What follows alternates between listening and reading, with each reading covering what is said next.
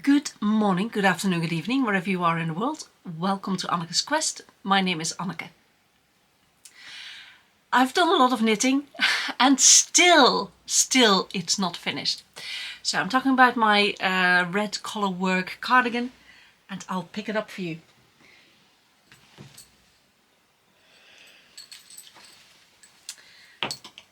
Here it is.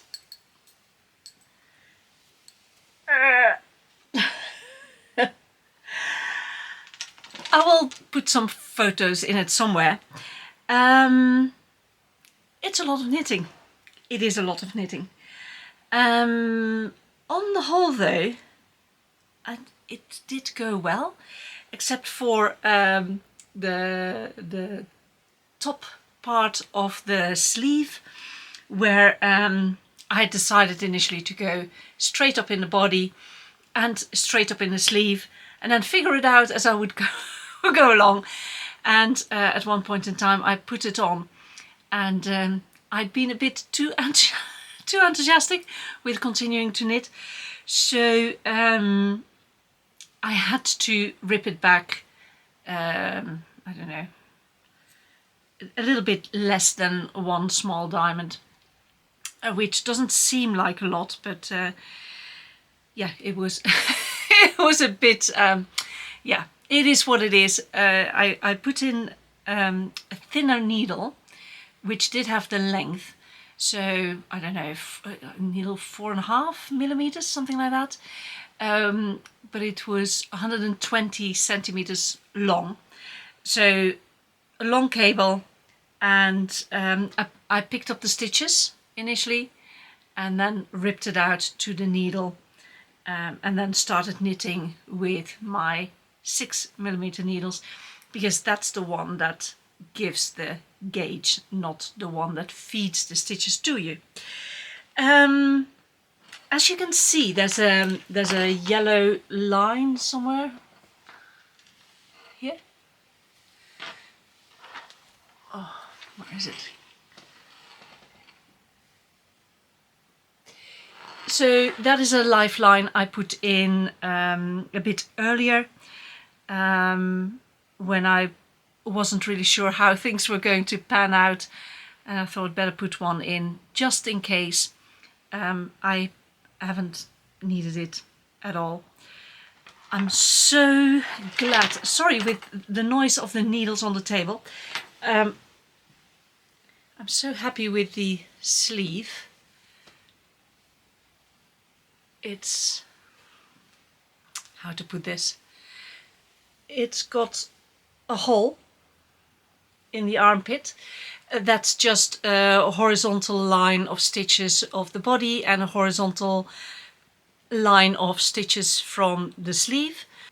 I will close that hole later.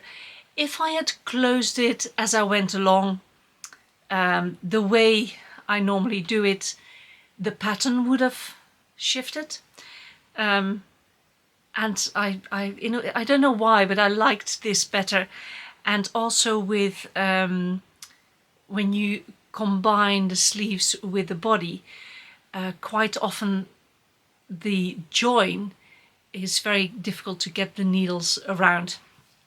And this worked really well. So from that hole, I did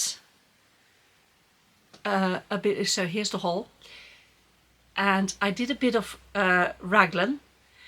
I also did a short dart. So this is to get rid of extra fabric, because I need extra fabric to get rid of it, otherwise the shoulders would be way too wide. You know, you have to subtract what you add. And also the front shoulders would be way wider than the back. So this is a raglan bit, and this bit of raglan, because the pattern, the diamond pattern, kind of goes 45 degrees, and I like the fact that it goes with the line of the pattern. I did do 2 dark red stitches, so it's really obvious where the seam is. I then went straight up from here, so that's why I put the lifeline there. So I then went straight up, so both the sleeve and the body go straight up, and then I started to decrease the sleeve but kept the same going in the body. So the decreases of the sleeve initially again along the line of the pattern, and then to get to the top I needed it a bit more a bit more towards horizontal, so I did more decreases. This is the I have to say the seam for the sleeve is the only part in the entire pattern where at times you have to cross 4 stitches. All the rest of the pattern is 3 stitches or less. And at the top here I've got one loop that is gone across 1, 2, 3, 4, 5, 6 stitches. I should have caught it, but it's a bit of a weird situation because it's the top of the sleeve. Anyway, I will fix it in the next round. So that's where I am with the sleeves. So the sleeves are done, as in knitting wise. Now I have to go up my shoulders, and my shoulders slope, so I have to kind of step it up to the neckline, and when I get to the neckline I have to continue knitting this part, the part between my fingers, because I want those 2 things to continue and meet in the back. In order to do that, I need to add an extra stick. So once I've done the shoulders and I'm actually at the point of the neck where I go, okay, shoulders done, I need to be able to fit in this. I need to add an extra stick to the sides, and then this is going to be its own loop, and there will be a stick at the front, but there will also be a stick on this side of the fabric, because I'll have to cut it open so that I can finish it off. Every time when I think, oh, I'm so close knitting wise, with the sleeves it was still a lot of knitting. Only now the knitting has become a bit more manageable, and of course now I have to figure out the shoulders, how I'm going to do that. So it takes a bit of brain space. It's not just straightforward knitting. And once the knitting is done, I have to do all the finishing, and the finishing is going to be quite a lot of work from the sleeves, because the sleeves I started with garter stitch. Is garter stitch? Anyway, just knit to and fro, and that leaves this gap before I closed it to knit the sleeve in the round. So I need to close this. I need to close the armpits. I need to, of course, stick it with all the things that involves. I need to close the.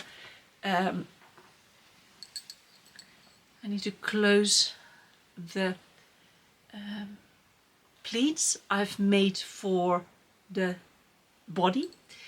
The pleats I made for the skirt, they're closed because they got closed when I started to knit the waistband, but the next pleats I made, they need to be closed. There's 2 pleats at the front and 2 small pleats at the back. And then there's of course the pockets. I need to close the pockets and I need to attach the pockets to the waistband. I need to create a waistband, which is going to be of some sort of fabric with hook and eye construction, because the waistband needs to be tight on my body so it can support the weight of the skirt. The skirt itself is over 1 kilogram in weight, and if I wouldn't do that, all the weight would be hanging from the shoulders, and it would just ruin the shape of the design, and it wouldn't be good for the shoulders either. So I need to do that, weaving in all the ends. Of course, yeah, the steek, I have to see how I'm going to make that nice and tidy. And then there's the bottom, where we're going to see it here. So I started with the dark being the dominant color, which makes sense because this bit, the dark, is the dominant color. And I find it easier to knit with the dominant color in my left hand and the non-dominant color in the right hand. When I changed to this part of the design, I changed the colors in my hand, so I kept the light color in my left and the dark color in my right hand, which is all fine until you look at the button band part, and then you can really see a difference. So I pull harder with my non-dominant hand, yeah, which for the steek part doesn't matter, you won't see it. The most prominent part is those ones. In addition to that, I changed the pattern. I changed it from this open bit to a closed one with just 1 dot in the middle. So I need to do duplicate stitches here to make it the same pattern, and hopefully it will also light up. When I put it on, it doesn't really show, but I know that it's there, so it needs to be changed. There is one part, when I was at the height of the bust, I wanted it to open up a little bit to go towards the neckline, so I decreased. And the first couple of decreases, I felt so stupid when I noticed it. And like, honestly, I knew that. I could have foreseen that. Why didn't I do that? Anyway, I'll take away some of the stitch markers so you can actually see what I'm talking about. And I'm leaving it in. I don't know whether I'm going to change it, but at the moment I'll leave it in, so when people ask, they can actually see the difference up close in real time. And I think it's fine to have a couple of mistakes in your clothes. The point is, it's right in the middle. It's at the bust line. Anyway, so where can you see the difference? Sorry, this takes some time.